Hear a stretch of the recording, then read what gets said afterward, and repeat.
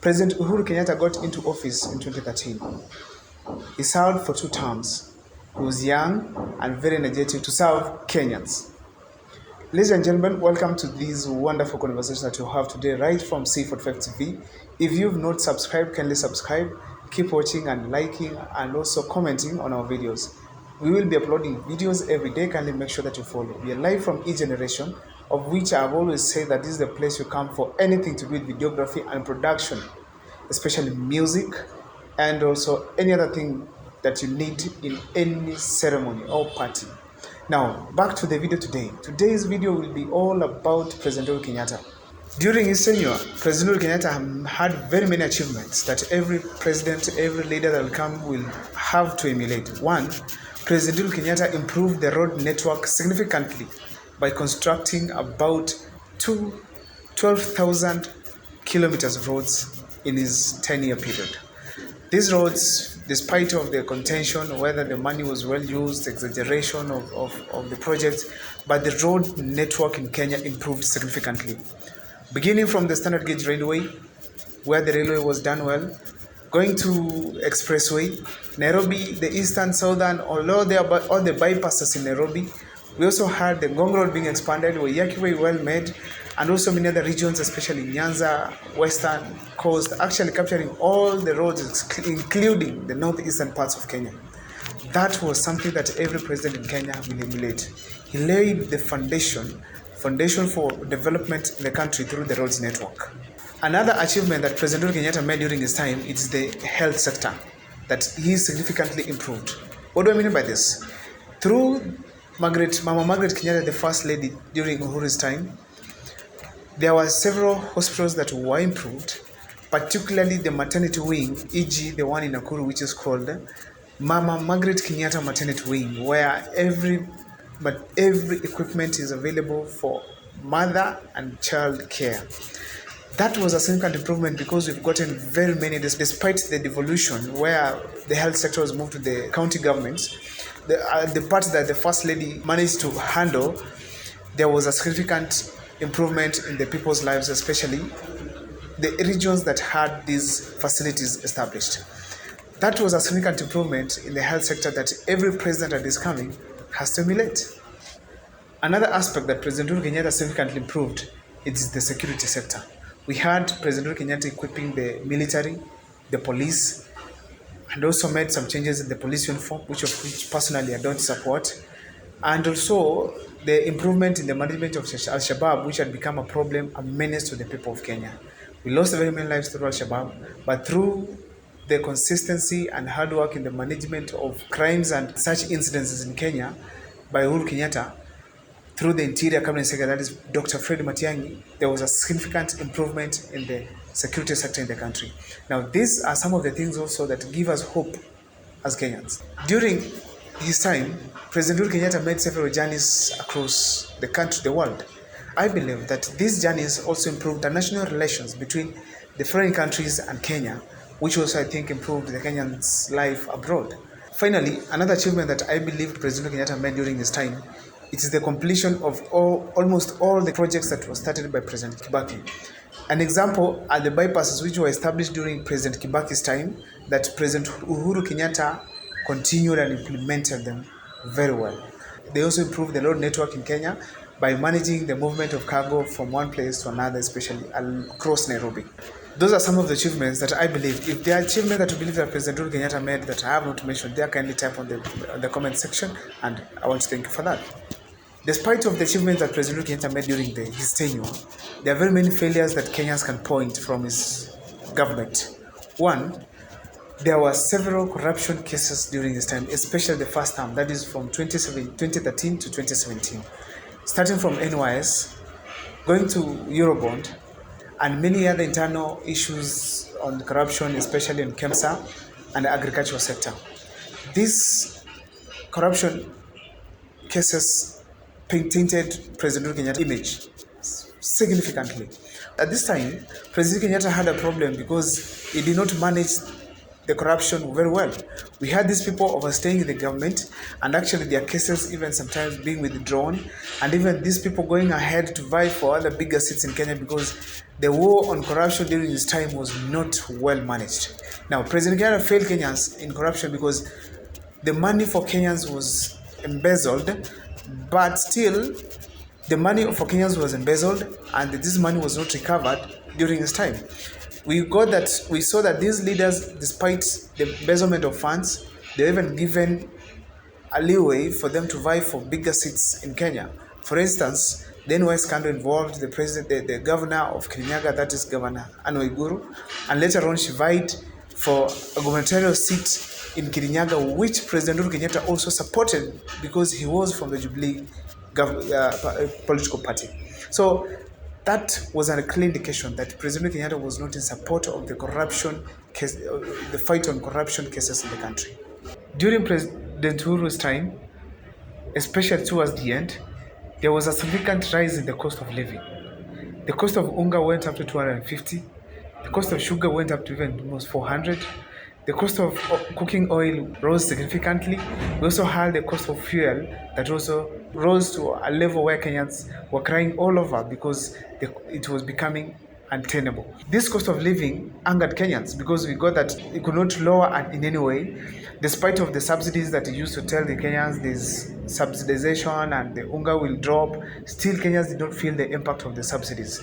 Now, the cost of living led to the disconnection between President Uhuru Kenyatta and the common mwananchi, which gave way for other leaders who were against him to thrive politically. Another failure that President Uhuru Kenyatta during his time is too much borrowing. President Uhuru Kenyatta borrowed almost 10 trillion, which Kenyans are currently paying, and it's a painful thing to do. And despite the support from the Kenyan leaders in the borrowing, President Uhuru Kenyatta did not ensure that the funds that were borrowed were well used on the projects that they were intended to. We have projects that were overpriced. For instance, the project for the Standard Gauge Railway, it was clear, publicly said by many leaders, including Jimmy Wanjigi, that it was initially supposed to cost 55 billion, which now went to 326 or plus billion. That is from Mombasa to Nairobi. That was a significant hike on the cost of these projects within the country. Another failure for President Kenyatta was the wrong target for the projects. President Kenyatta had very beautiful projects that he was doing in the country, but the problem he had is that most of the projects were directed to the middle class and also the rich. One, just to give an example, the Standard Gauge Railway, the people who move from Mombasa to Nairobi, most of them are the middle class. And also the movement from Mombasa to Nairobi, it was not so necessary like the expansion of the road from Nairobi to Nakuru, where Kenyans experienced a lot of congestion and also accidents that occur at that region on that road. This another project that President Kenyatta did not that prioritized, favored the rich and the middle class, is the construction of the expressway. Purely the middle class and the rich who move from Nairobi, from Westland to the airport. As a result, we find that the common mwananchi in President Kenyatta's time did not benefit as much as they expected. We found that the projects that really touched Kenyans were not implemented early enough. Some of them were implemented towards the end, including the Mau Mau roads, and also the projects like the water dams that were supposed to be constructed and get finished during his time. They were delayed, but Uhuru prioritized other projects that really did touch the life of the common mwananchi. That was a grave mistake that President Uhuru Kenyatta made, and I believe himself is regretting. Another project that President Uhuru Kenyatta really prioritized instead of going for the common mwananchi was the construction of the expressway, which cost almost actually 63 billion, which could have done very many projects that could have impacted positively on the common mwananchi. Also, the project that was quoted by the current president, President Ruto, was the establishment of a company in Ruiru for production of guns, which cost around 4 billion. This project, according to President Ruto, it could have helped establish many other projects that could impact positively on the common mwananchi. Now, President Uhuru Kenyatta, when he was getting to power in 2013, he had full control of the central Kenya. How did President Uhuru Kenyatta lose the control of central Kenya? President Uhuru Kenyatta did not give proper direction towards the end of his regime, especially on who was to take over from him, especially after retiring as the president. Now, he didn't nurture leaders that looked to be promising to the people of Central. There were many potential leaders, but President Uhuru Kenyatta did not point out or did not empower any of them that could have taken power from him or maybe could have taken the leadership roles in the region after he has retired as president. Another thing that President Uhuru Kenyatta did that made him lose the control of at the central province, it is lack of visits to this region.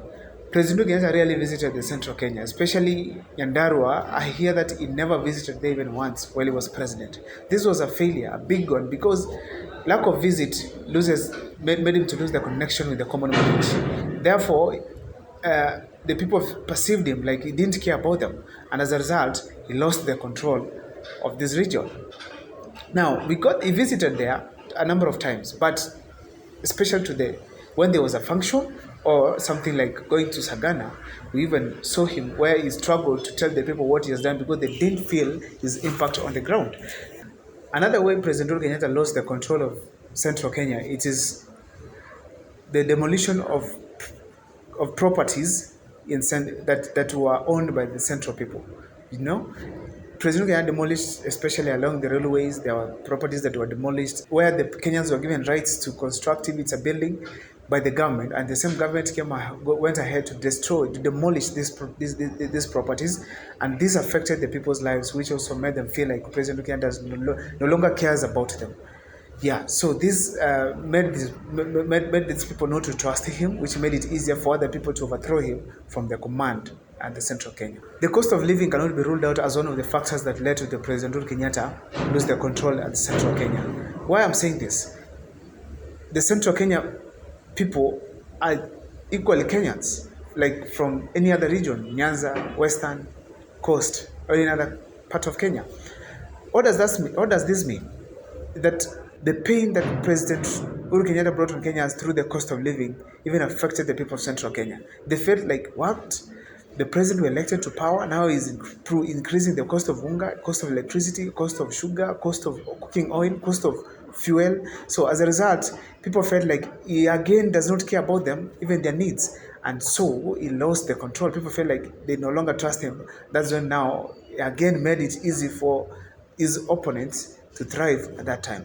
Lastly, President Kenyatta lost the control of central Kenya because of the Tanga regime, the Tanga faction, which was led by President William Ruto.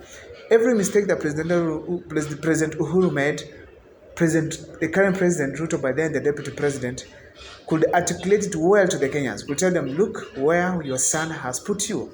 And now he managed to paint his picture very negative to the people of central Kenya. And as a result, they feel that this president does no longer care about us, and that is how he felt. That's how he lost the central command of Kenya.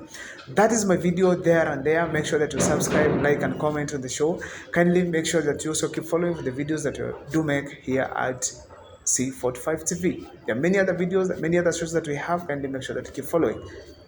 See you next time. My name is Abel Mokwa. Thank you so much for watching.